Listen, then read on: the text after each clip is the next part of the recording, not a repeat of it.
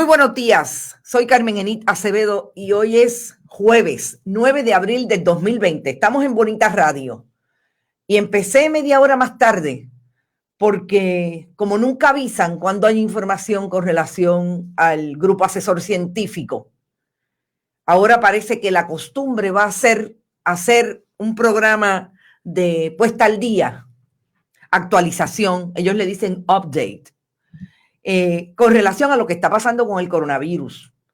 Pero interesantemente va a ser siempre aparentemente en WIPR y van a invitar a anclas de otros canales de televisión. Nunca estarán disponibles, parece que para los periodistas. Tenemos que entonces salir corriendo a la parte de afuera de WIPR a entrevistar al grupo asesor científico de la gobernadora. Había que escucharlo, pero hoy yo tengo un programa que quiero empezar con el licenciado Osvaldo Burgos Pérez, activista de derechos humanos que, como ustedes saben, ha estado con nosotros aquí en Bonita Radio, porque yo creo que es importante hablar primero del asunto de los derechos civiles, derechos humanos, lo que pasó con relación al pleito, a la demanda que establecía con inconstitucionalidad de unos artículos en las órdenes ejecutivas de la gobernadora, pero sobre todo, cómo nos podemos proteger en este momento de pandemia de la posible violación de derechos civiles. Prometo que al término con el licenciado, porque él también tiene sus compromisos y se tiene que ir, vamos a hablar de la puesta al día, sobre todo de la defensa que hizo Segundo Rodríguez Quilinquini, si eso se puede llamar defensa, el director del grupo asesor científico, sobre las imputaciones que es él la persona que trae o que recibe información sobre contratistas y los recomienda a manejo de emergencia. Pero estamos con el licenciado Burgos Pérez. Licenciado, buenos días. Buenos días a ti, Carmen, y a los amigos y amigas que nos escuchan. La demanda de la ACLU tiene la particularidad de que el juez no entró en sus méritos. Vamos a empezar por ahí. Establecía o le pedía al tribunal que interviniera porque entendían que habían dos artículos de las órdenes ejecutivas, en específico aquellos que hablan de la relación o la reunión que puedan haber, que puedan tener personas en una residencia y el que sale de su casa aun cuando no tiene la tablilla adjudicada para ese día. Y la otra, la libertad de culto. Usted me corrige si yo estoy equivocada. El juez no entró en los méritos de esa demanda, lo que quiere decir que no pudo establecer nada con relación a los hechos que se le estaban cuestionando o estaban ante sí.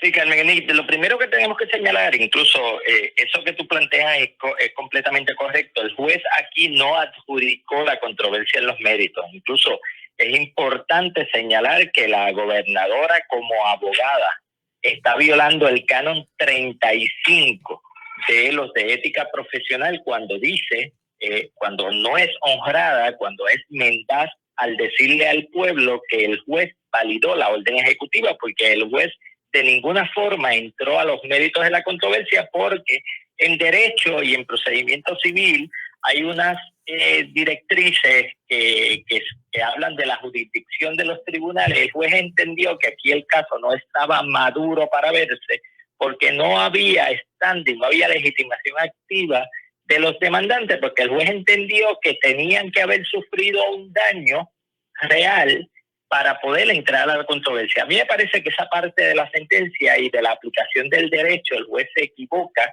porque estas partes sí están sufriendo daños y habían sufrido daños aunque no hubiesen sido arrestados. Para sufrir daño, por ejemplo, la mera aprehensión, que usted se sienta que no puede ir a llevarle alimento a su familia, que usted no entienda la orden, que tenga miedo de que lo vayan a arrestar o intervenir, es suficiente para darle standing a esta persona. Pero bueno, más allá de eso, este caso puede volverse a presentar con personas que hayan sido arrestadas, como puede haber sido el caso del joven que fue la persona que fue intervenida en el área de Santurce, sí, cuando iba en una bicicleta.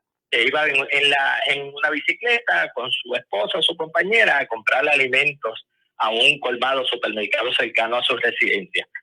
Así que el caso no está muerto, ¿verdad? La controversia no está adjudicada. Ese caso todavía incluso está, yo no sé cuál es la estrategia que va a tener la American Civil Liberties Union, pero pudieran apelar la decisión o presentar un nuevo caso con nuevos demandantes, con nuevos hechos, para que el juez, si le toca al mismo juez o cualquiera otro de la sala de recursos extraordinarios, pueda entrar a la controversia.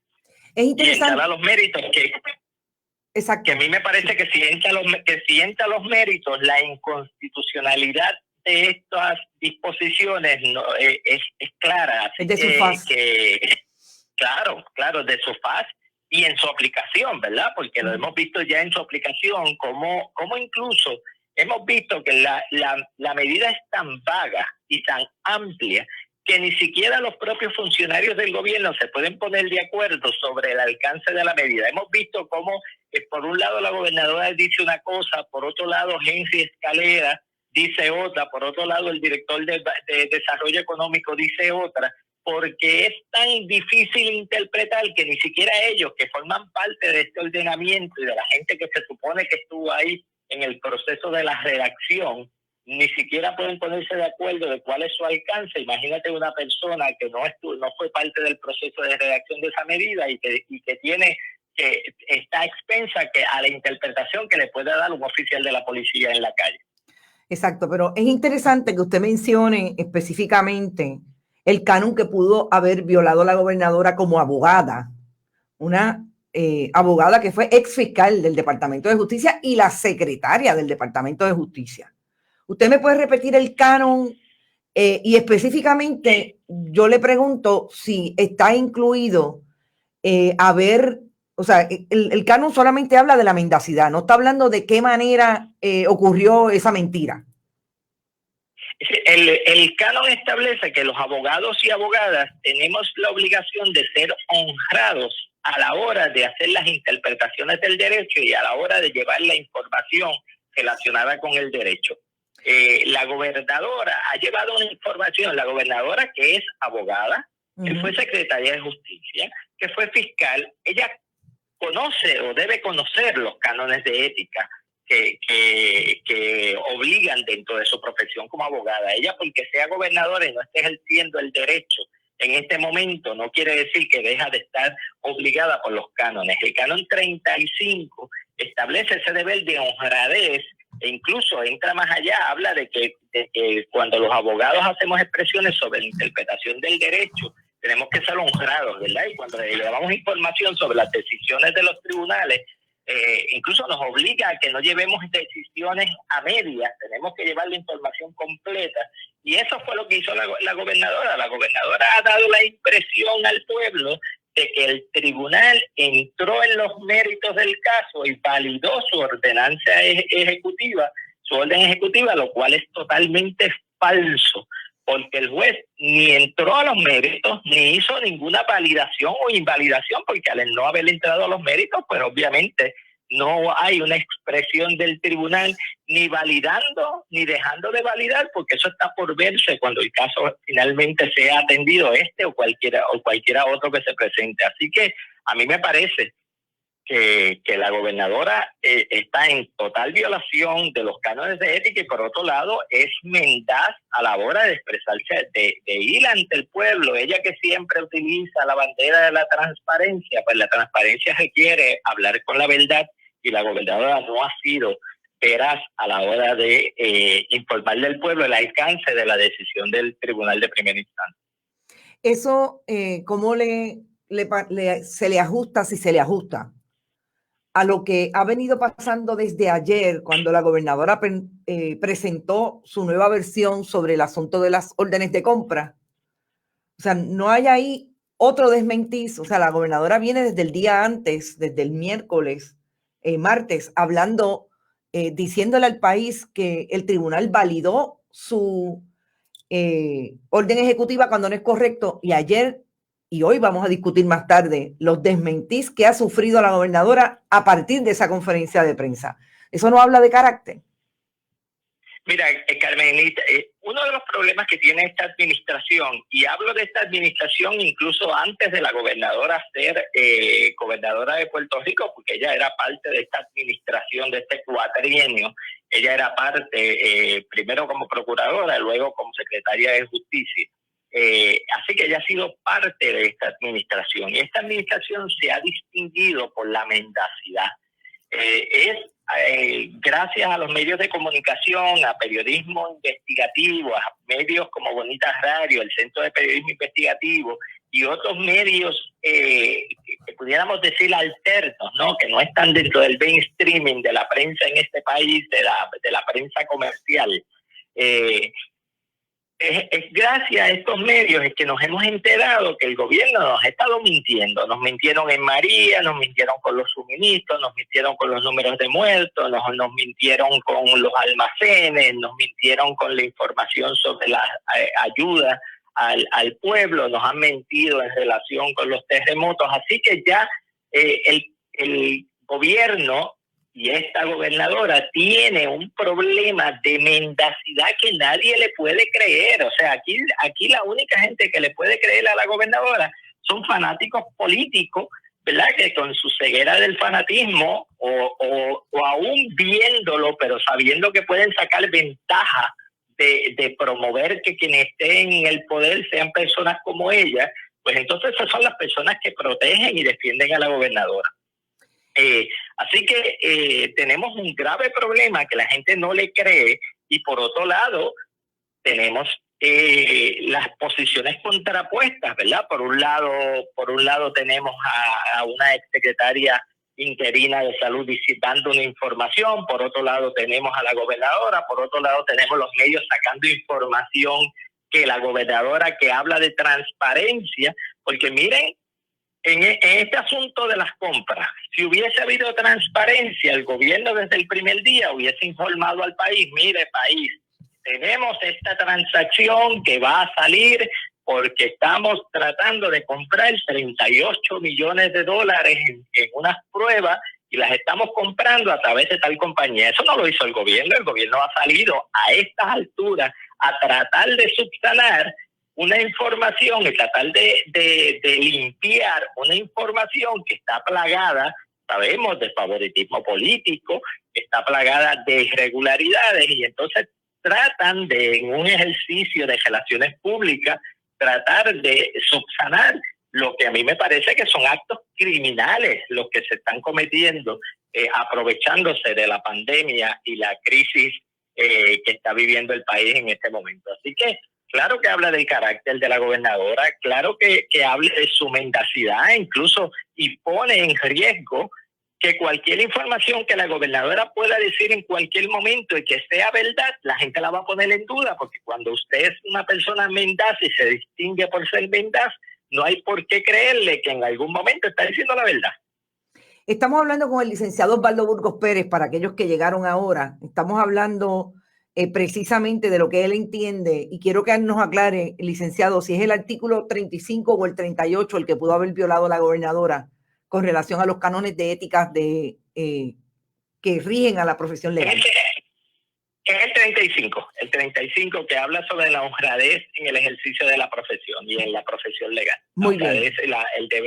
El deber de honradez que tienen los abogados y abogadas. Muy bien. Esto con relación a la orden ejecutiva en que la gobernadora se abrogó el derecho de decirle al país que el juez había dado visto bueno a su orden, la había validado, fue la palabra que utilizó, y no es correcto porque el juez nunca entró en los méritos de esa controversia. Y lo último que quiero preguntarle, licenciado, algunas ideas que le pueda dar a nuestra audiencia. ¿Cómo nos protegemos? ¿Cómo protegemos nuestros derechos civiles en un momento en que mucha gente aboga porque se tire la mano dura para que la gente se quede en las casas, pero finalmente lo que está ocurriendo es que puede utilizarse, como usted bien dice, no hay claridad en las órdenes ejecutivas, hay mucha confusión incluso en los profesionales y los policías que van a implementar la ley, ¿verdad? Desde el punto de vista de esa orden ejecutiva. Algunas ideas, algunos consejos que le pueda dar a nuestra audiencia de cómo ¿Cómo nos protegemos mejor de esa posible violación de derechos civiles? Mira, Carmen, y quiero entrar por lo más reciente, porque una de las cosas que ha hecho esta administración es que la legislatura, a sabiendas de que las dos órdenes ejecutivas de la gobernadora eran inconstitucionales y los casos que se puedan llevar o que se pudieran llevar antes del domingo pasado, se iban a caer en los tribunales porque la gobernadora incluso mediante orden ejecutiva trató de crear delito y ella no tiene esa facultad en ley para crear un delito por orden ejecutiva. El domingo la gobernadora firmó una ley de la autoría de Tomás Rivera Chatz que lo que hace es tratar de subsanar ese error que había cometido la gobernadora. Error, si le podemos llamar de esa forma, porque la realidad es que la gobernadora es una funcionaria que conoce del derecho. No estamos hablando de una persona que sea ignorante del Estado de Derecho.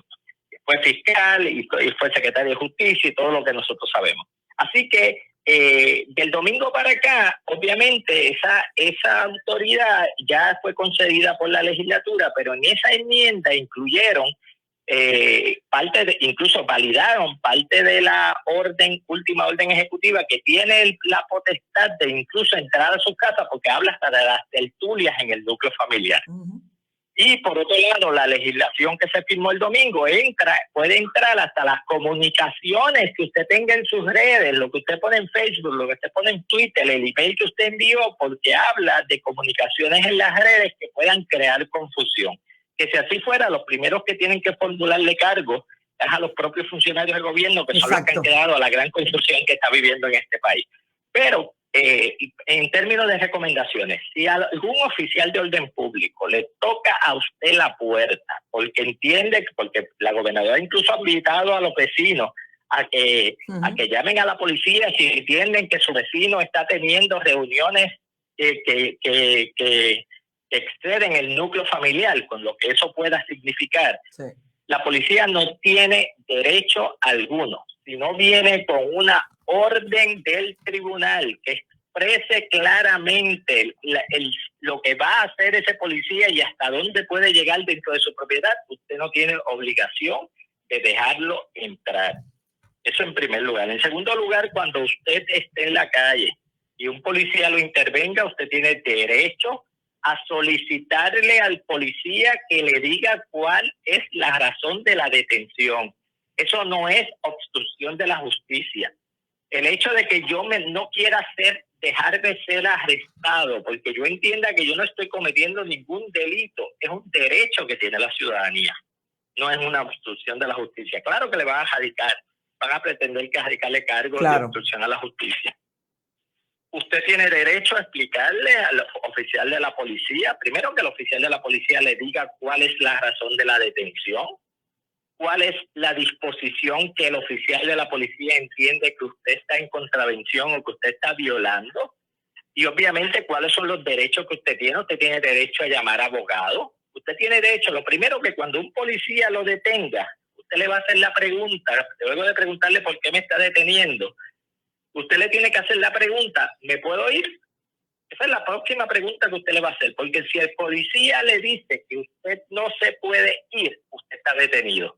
Y se activan los derechos que tienen las personas detenidas, incluyendo el llamar al abogado, el tener representación legal, el que sea llevado en un tiempo razonable ante un magistrado. O sea, no se lo pueden llevar por una celda y tenerlo 2 o 3 días encerrado en una celda. Usted tiene derecho a que la gente hacer una llamada, que lo razonable es si usted tiene un abogado o abogada que usted pueda llamar directamente, si no, llama a un familiar para que ese familiar se encargue de buscarle representación legal. Usted tiene derecho a saber hacia dónde lo llevan, para que su familiar pueda indicar hasta qué cuartel lo llevan, para dónde me llevan, ¿verdad? Porque la realidad es que hemos tenido los casos donde aparece, hay un arresto y la persona no se sabe en qué cuartel está.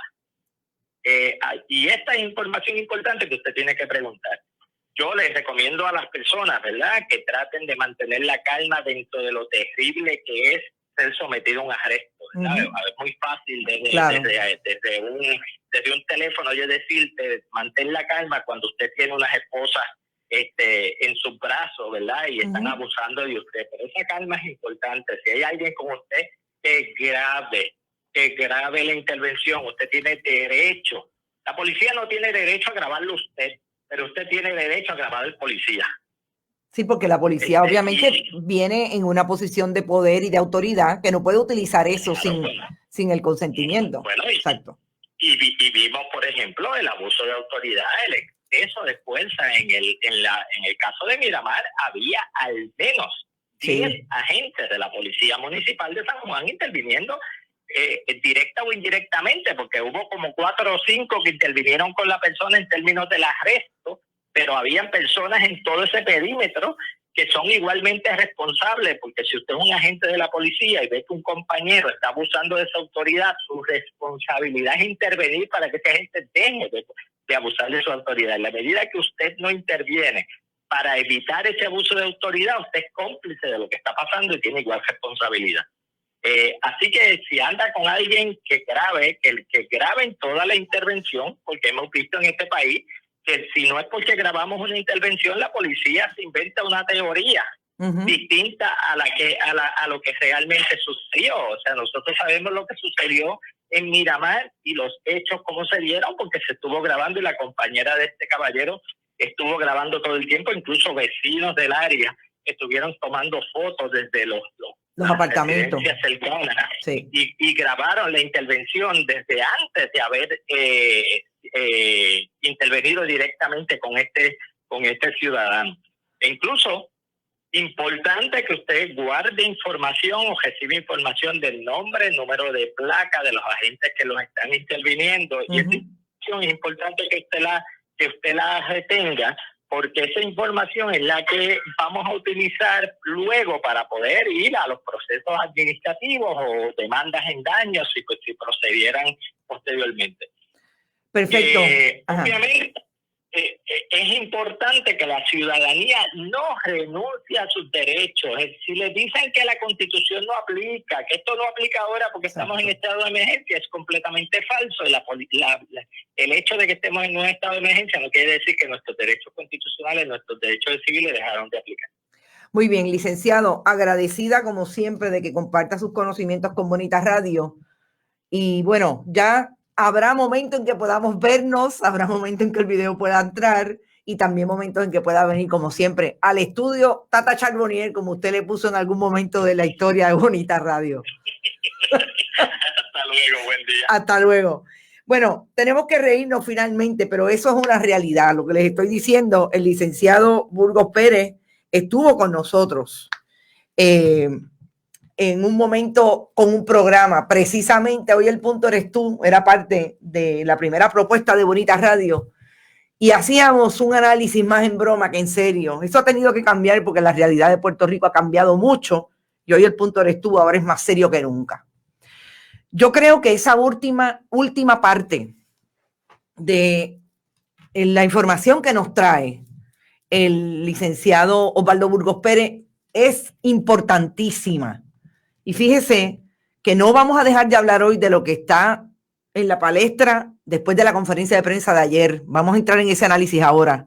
Pero esto también es importante. Y como audiencia me parece, y la responsabilidad que tenemos como medio, me parece que era con ustedes la audiencia que teníamos que darle, a ustedes era que había que darle esa información, porque todos estamos expuestos a que una persona que no tenga el conocimiento, un policía que sencillamente no entienda la orden ejecutiva, que al día de hoy no sepa cuáles son los derechos que le asisten, los derechos civiles que le asisten a los ciudadanos, pueden entrar a violentar ese derecho, a violar ese derecho que usted tiene.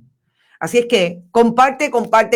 Vi como todos estaban hablando sobre eso, pero es súper importante que este programa lo compartan con relación a todo lo que vamos a hablar, pero sobre todo esos consejos que da un abogado que lleva por lo menos 25 o 30 años, me corrige él en algún momento, en el mundo de los derechos civiles, que fue director ejecutivo de la Comisión de Derechos Civiles, que ve todos los días casos en términos de cómo se violentan los derechos, sobre todo de los niños de educación especial en el Departamento de Educación. Esos son los portavoces que le dicen al país hoy, usted tiene derechos civiles y usted no los puede renunciar. Y usted, el que le diga que la Constitución no aplica, le miente. Otro dato importantísimo. la posible violación de la gobernadora de Puerto Rico, y ahora vamos a entrar en materia de la conferencia de prensa y de otros asuntos de la demostración que ha hecho la gobernadora esta semana con relación a todo lo que ocurre en el Departamento de Salud y lo que aparenta ser el dedo en la llaga de la corrupción y de los manejos turbios en la administración Ricardo Rosselló Nevares y Wanda Vázquez Garcet. Porque como bien dijera el licenciado Osvaldo Burgos, esto no empezó en esta administración sucesoral. Esto empezó con Ricardo Rosselló Nevares en el 2017. La gobernadora pudo haber violado el canon número 35, que tiene que ver con la honradez y la veracidad de los argumentos que emite un abogado, abogada en los diferentes foros, en las diferentes instancias.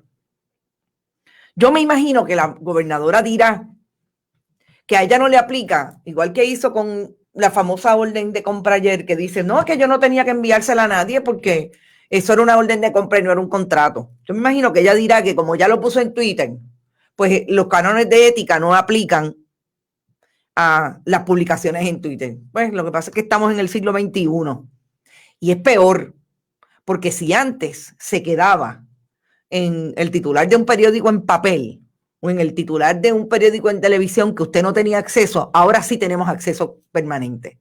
Y por lo menos yo guardé ese tweet cuando la gobernadora dice específicamente que el juez, el Tribunal de Primera Instancia de San Juan había validado su orden ejecutiva, cuando ya sabe que eso no es cierto. Así es que yo creo que eso es importante también, porque yo lo había dicho desde el punto de vista de que no era cierto, pero el licenciado Osvaldo Burgos Pérez trae el hecho de que viola un canon que rige la profesión legal. La gobernadora de Puerto Rico fue fiscal, primero fue abogada de la Administración Pública de la Corporación de Renovación Pública y Vivienda, ¿se acuerdan? La desaparecida CRUF, Corporación de Renovación Urbana y Vivienda.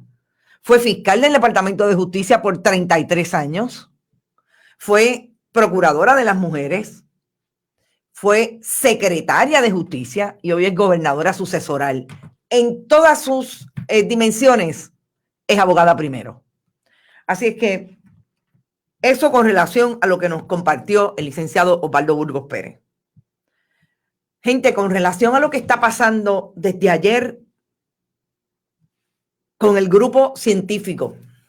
Nosotros hicimos el análisis ayer de los puntos que trajera, nos parecían importantes en la conferencia de prensa. Carmen Mercado insiste que tengo que aclarar que no son 17 puntos, que son 18 puntos, porque ella me trajo otro. Carmen, con calma, esto, tú sabes, a veces se complica.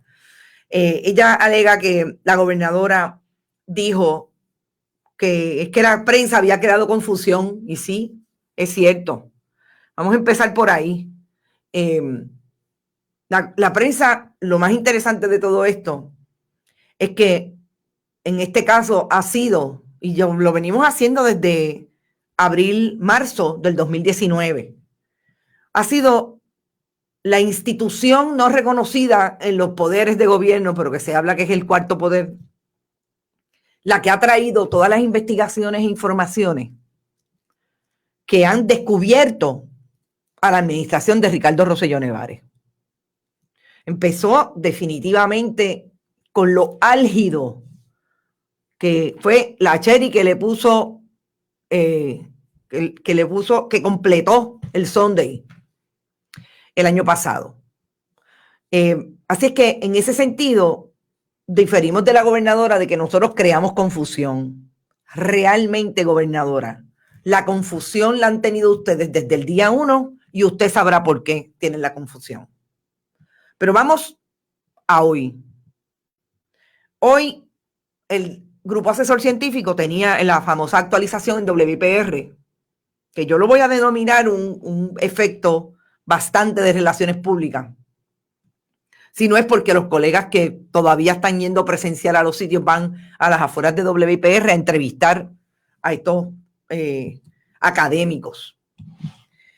Desde ayer hablábamos de que el doctor Segundo Rodríguez Quilinquini y Juan Salgado, realmente, Bonita Radio está hablando de eso desde el martes. Porque el martes fue que nos enteramos por voz de uno de los contratistas del Departamento de Salud de las bendecidas órdenes de compra de 38 millones por un lado y 5.6 millones por otro. Ricardo Vázquez, el dueño o por lo menos agente administrador de 313 LLC, fue quien trajo a la mesa pública la posición privilegiada de Segundo Rodríguez Quilinquini y Juan Salgado en conversaciones con los contratistas, entiéndase ellos mismos.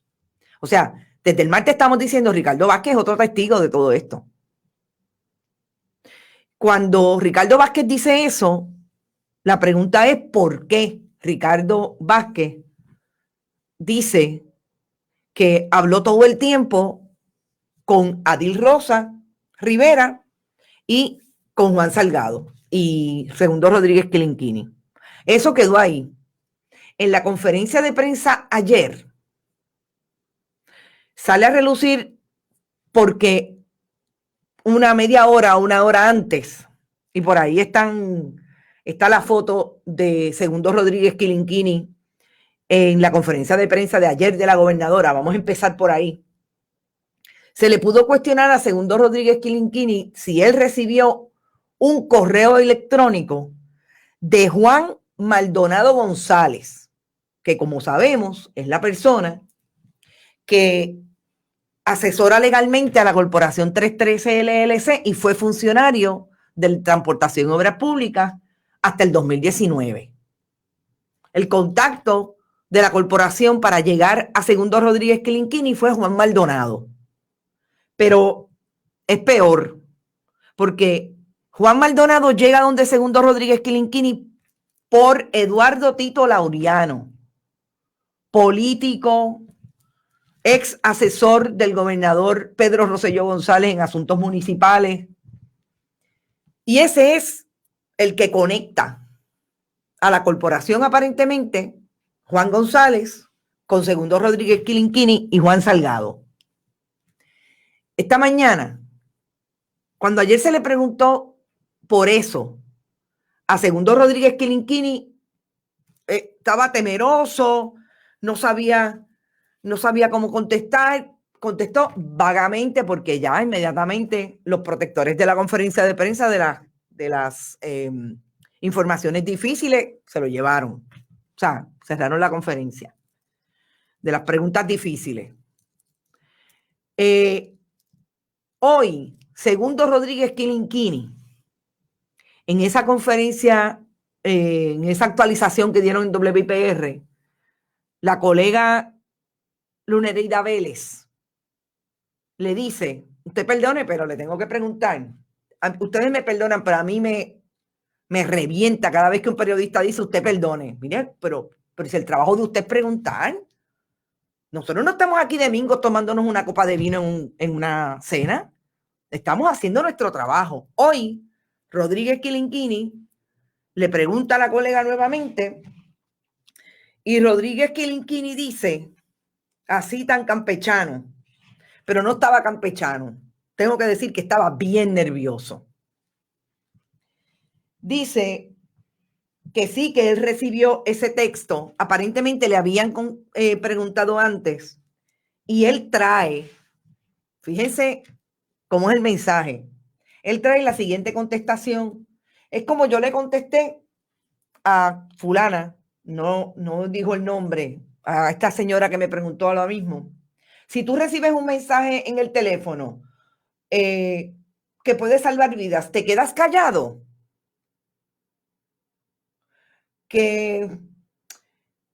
O sea, ¿cuál es el asunto?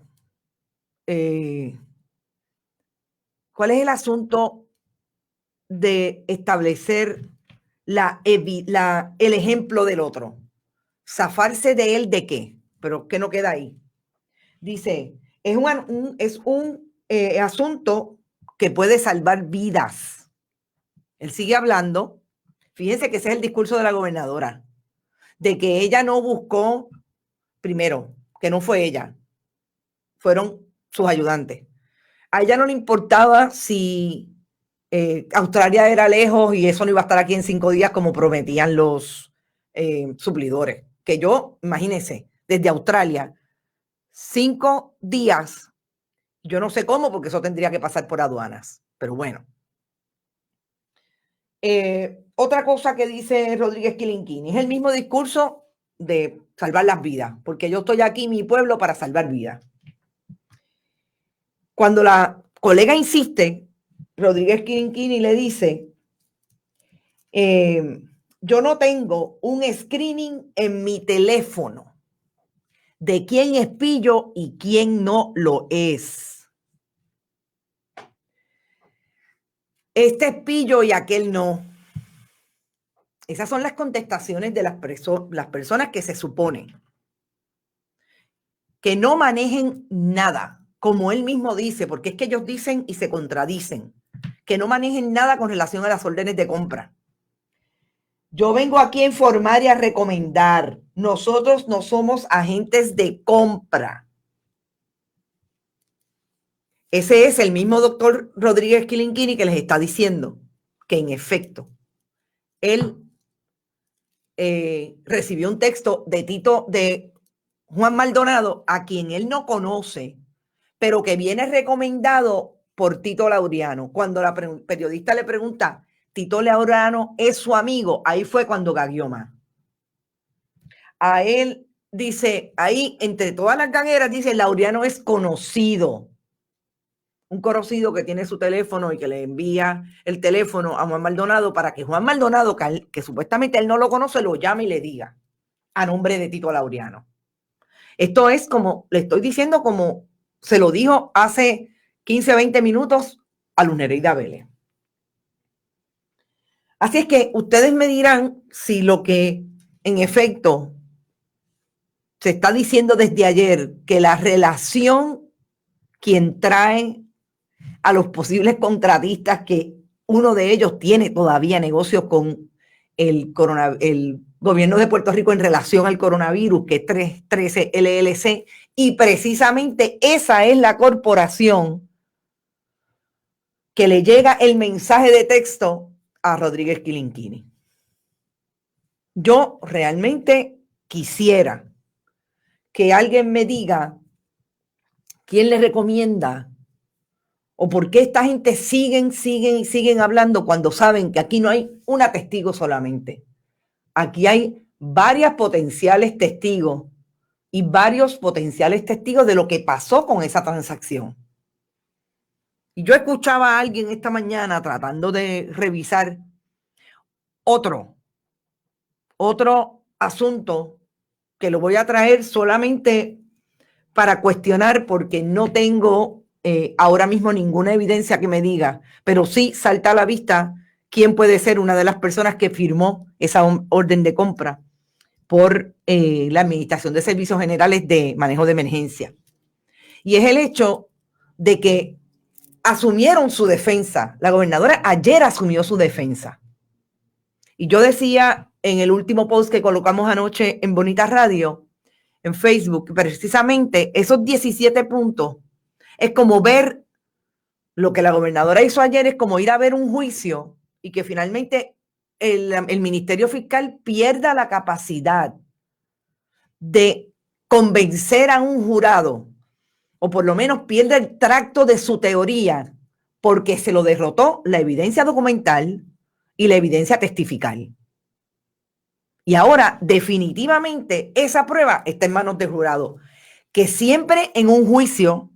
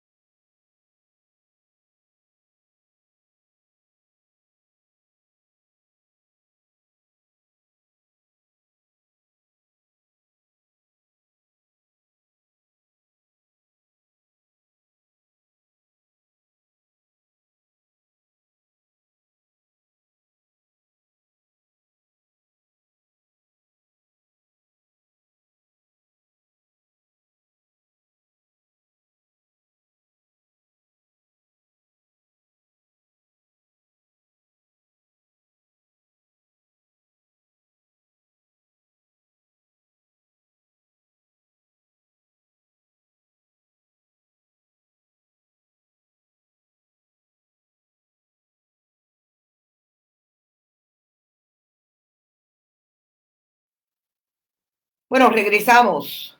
Disculpen, pero pues se quiso ir y no sabemos por qué. Pero aquí estamos. Yo les decía que el asunto de las desmentidas de la gobernadora son incluso a partir de que ustedes saben que ayer ella hizo todo un recuento,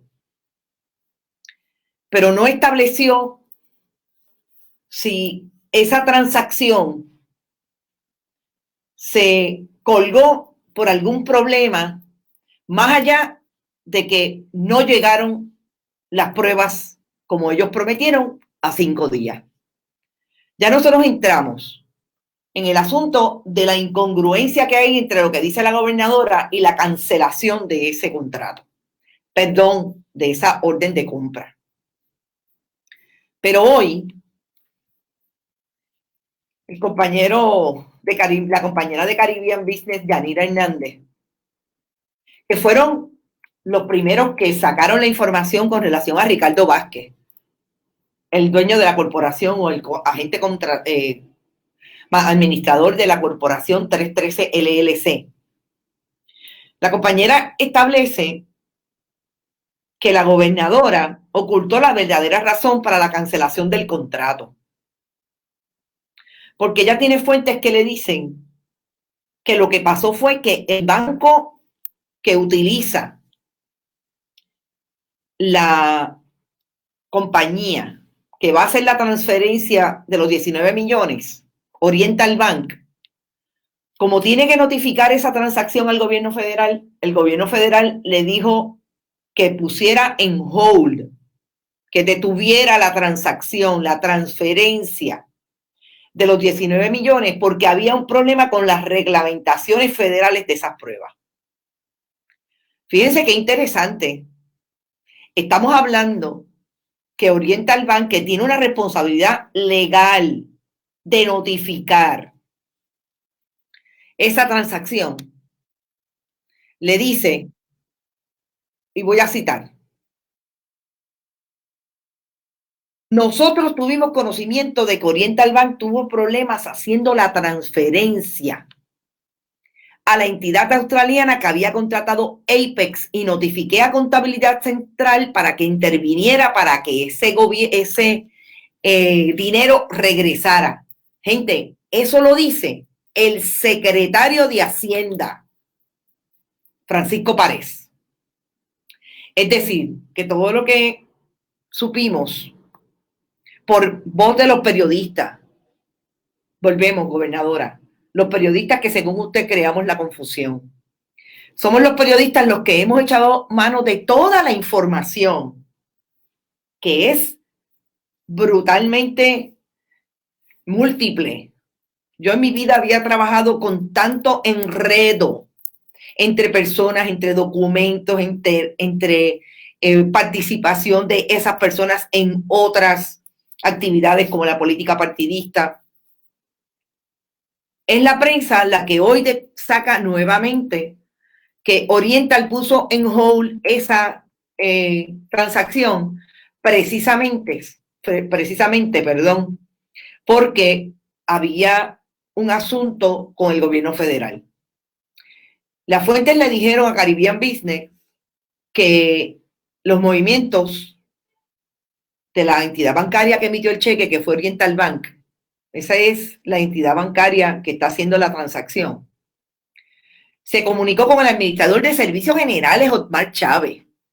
O sea, esto es comunicación desde el banco a oficiales del gobierno de Puerto Rico.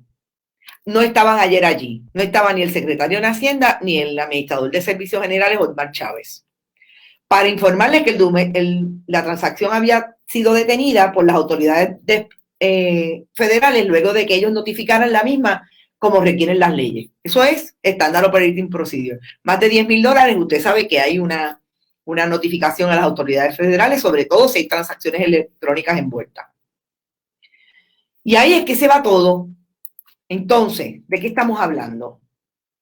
De que hay otra persona dentro del mismo gabinete de la gobernadora que la está desmintiendo.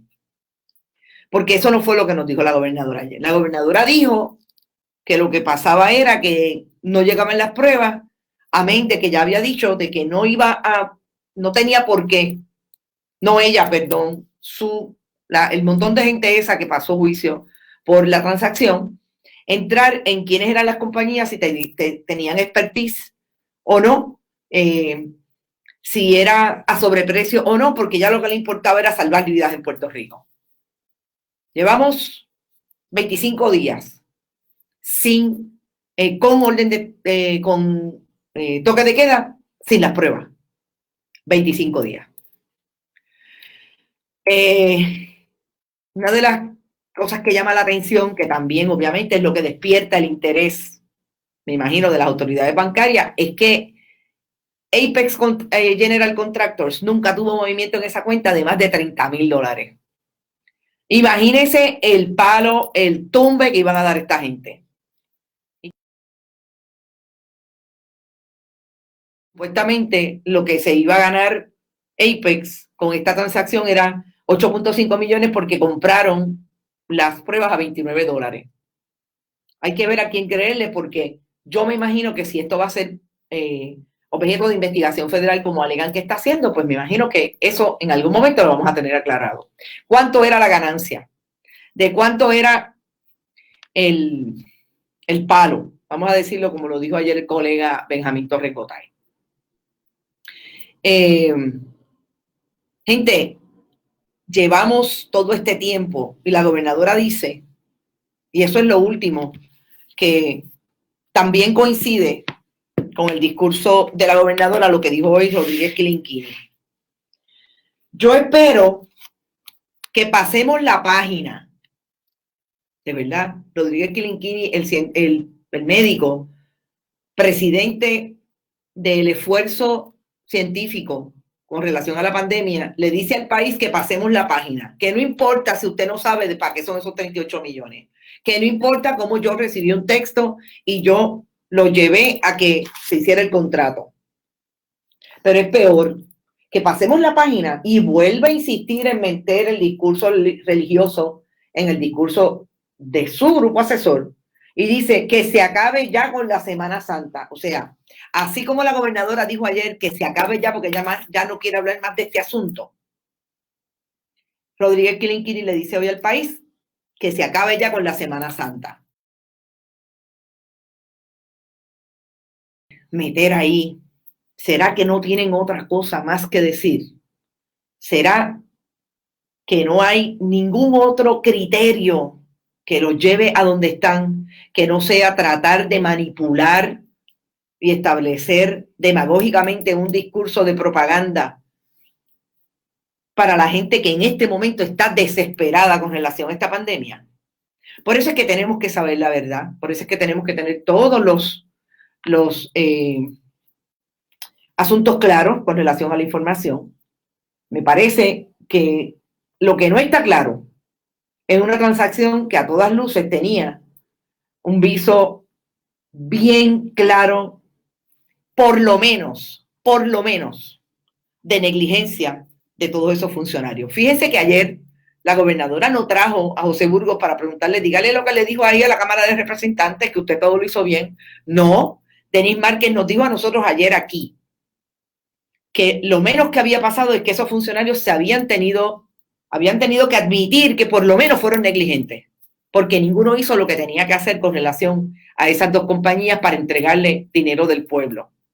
$43 millones entre 7 órdenes de compra. Interesante. Vamos, y el señor director, y yo no estoy viendo al director porque los problemas me sacan un poco, que es un problema de internet lo que hemos tenido hoy, que se fue y tuvimos que utilizar otro mecanismo. El señor director tiene una carta que yo quisiera que pasara, una carta no, una orden de compra, de las famosas órdenes de compra que se han pasado con relación a este asunto, a esos poquitos de chavos, a los 38 millones.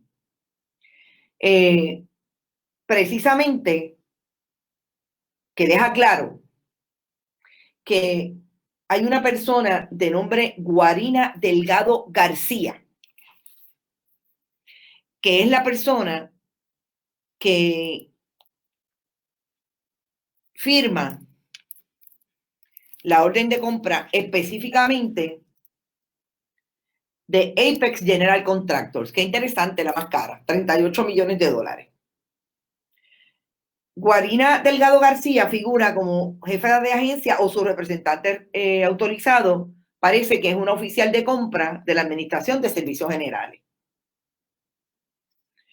Hay información que establece que esta persona es la misma persona que trabajaba en COI, la agencia de publicidad del gobierno de Puerto Rico, que se llevó poco más de 40, 50 millones de dólares en la administración. En los 3 años que estuvo la administración de Ricardo Rosselló Nevares, el gobernador renunciante, y de la gobernadora sucesora Luanda Vázquez Garcet. No es un nombre demasiado común como para que no sea la misma persona. Y de hecho, ella se identifica en una red de contactos de negocio como esta asistente administrativa en COI. Lo único que a mí me parece que podemos decir con relación a este asunto es que esto no ha dejado de ser el mismo gobierno en términos de que han utilizado las mismas personas de los amigos del alma de esa administración para llevarla a las diferentes agencias. Y recuerden, y esto es lo que hay que averiguar ahora, desde cuándo Guarina Delgado García está ahí, porque COI perdió todos los contratos con el gobierno cuando se descubrió que ellos también eran parte de la estrategia fundamental del proyecto de comunicación del gobierno en el famoso Telegram chat. Porque su presidente, Edwin Miranda, fue una persona clave en ese Telegram chat que lo menos que dijo era que había que vivir que él veía un Puerto Rico sin puertorriqueños. Así es que si Guarina está antes de que ganara Ricardo Rosselló Nevares, que yo lo dudo, lo que tendríamos que saber es, porque COI obviamente tenía negocios con Luis Fortuño, 2009 al 2012, lo que tendríamos que saber si realmente Guarina está ahí desde esa fecha o está después que salió de COI, porque cerraron COI, la mayor parte de la gente se fue, y yo supongo que una asistente administrativa era posible que se fuera primero que otros que todavía pululan, porque ellos mantienen negocios en otros mercados, sobre todo en el mercado de venta de bienes raíces. Entonces, lo que nos lleva a establecer nuevamente es el mismo gobierno. No ha cambiado nada. ¿Pero por qué? También lo podemos precisar. Porque recuerden que no todos los que estaban se fueron en la administración de Ricardo Rosselló Nevares a partir de su renuncia. Que ahí quedó Ricardo Gerandi, que después renunció. Que ahí quedó Antoni Maceira. Que por ahí está Omar Marrero. Que quedaron muchos que en los meses o en los 2 o 3 meses que estuvieron, el asesor legal de de Ricardo Rosselló Nevares, uno de los asesores legales, se fue en diciembre. Así que esa gente todavía estaban ahí para poder colocar a esos amigos que definitivamente tenían un interés de no dejar a sus adeptos fuera del poder. Sobre todo colocarlos porque son personas con las que ellos podrían seguir teniendo contacto. Y eso sí es una gran preocupación. No sabemos desde cuándo está ahí, pero hemos de averiguarlo a ver si conseguimos desde cuándo. No he podido hablar con ustedes, voy a tratar de hacerlo a través del celular, porque, como saben, tuvimos problemas con la internet y no quiero darle demasiada carga al sistema que estamos utilizando. Pero lo más importante, yo creo que dijimos y que tenemos que seguir insistiendo, es precisamente qué vamos a hacer con un gobierno que, como dice Gladys Esther Cuerva, es como una tela de araña. Es como algo que empieza por aquí y sigue tan grande, y créame que a veces, para yo establecer ayer los 17 puntos importantes de esa conferencia de prensa, hice un ejercicio que no me falla. Y es un ejercicio que yo hacía cuando iba al tribunal. Fíjense qué interesante el escenario, porque yo lo visualizo, lo que pasó ayer con la gobernadora, yo lo visualizo como un tribunal, como el juicio que usted, hay una parte aquí, hay otra parte acá y cada quien está presentando su prueba. Y es el ejercicio de hacerle marca a lo que nos parece más importante para después ir sobre ello. En mi caso, cuando era periodista escrita, yo iba y a base de todo eso hacía mi historia. Pero aquí es el análisis que le voy a hacer a ustedes. Es la información que traigo y la que tengo que empatar, porque créanme que es una historia, es como si fuera un juicio de 15 sesiones. Lo que está, lo que percola de todo el discurso público político de esta administración. Elizabeth dice, serpientes de la misma especie con inmunes a su propio veneno. Es muy fuerte si realmente descubrimos que esta joven o esta persona, no sé quién es, ha estado ahí a partir de salir la administración, a partir de salir Ricardo Rosselló Nevares y COI como agencia de publicidad del gobierno. Carla Michelle está por ahí, Dolma está por ahí también, Paco Donero, o sea que está todo el mundo de la diáspora, como el propio COVID, se esparce y no se puede controlar el virus.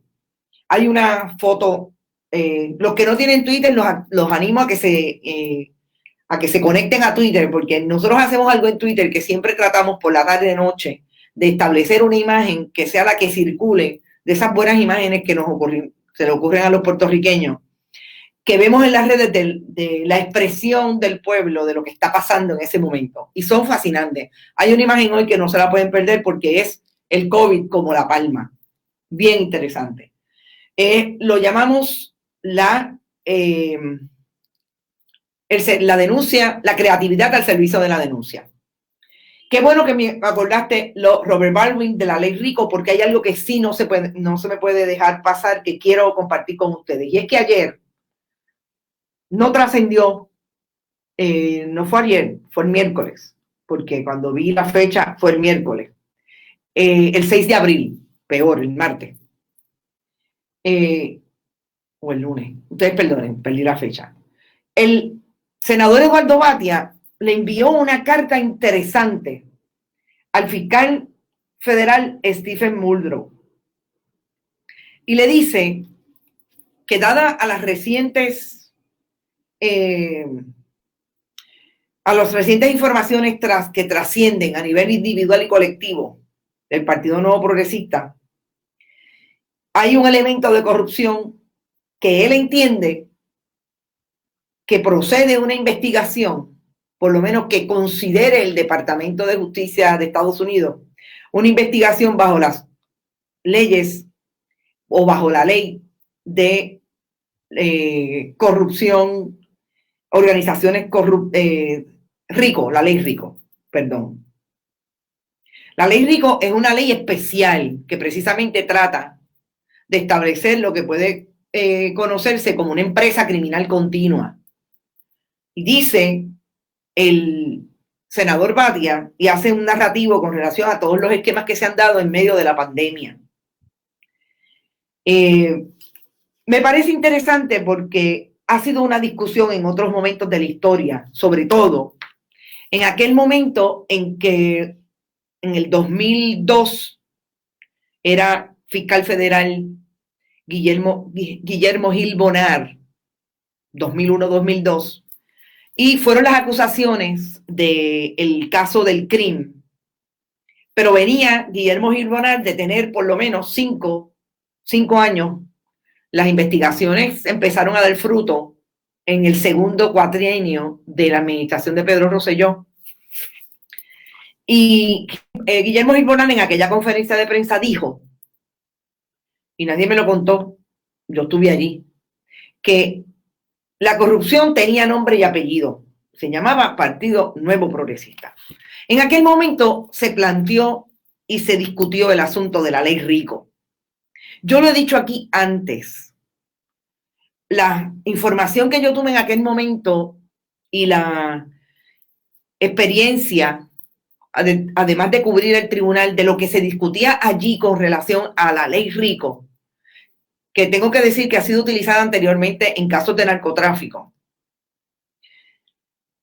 Siempre las diferentes fuentes de información y sobre todo una fuente que consulté el año pasado, hablando sobre la ley Rico y el asunto de este momento del Partido Nuevo Progresista, es que la experiencia de los fiscales del Departamento de Justicia de Estados Unidos es que eso es una ley especial que requiere tanto y tanto, es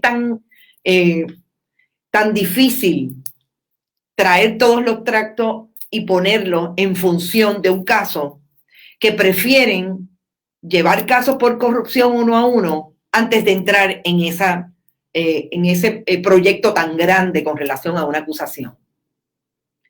Siempre me han dado la misma razón. ¿Qué pase ahora?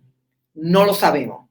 Pero es interesante que Eduardo Batia le haya dicho a Stephen Muldrow que él sabe que es republicano de la administración Trump, que no es cualquier republicano. Lo nombra el presidente Trump. Lo confirma el Senado republicano. ¿Y por qué tengo que hacer la digresión político-partidista? Gente, porque ahí sí les digo yo, igual pasa en el Departamento de Justicia de Puerto Rico, aquí no hay un fiscal de distrito que no sea fiel a la administración de turno. Yo no sé cómo lo viven los periodistas en Nueva York, yo no sé cómo lo viven los periodistas en otras jurisdicciones de Estados Unidos. Puerto Rico es un territorio de Estados Unidos y por eso tiene una fiscalía de Estados Unidos aquí, porque esas leyes nos aplican. Pero aquí no hay manera. Rosemilia Rodríguez estuvo 14 años de interina y detuvo por lo menos 3 nombramientos de fiscales.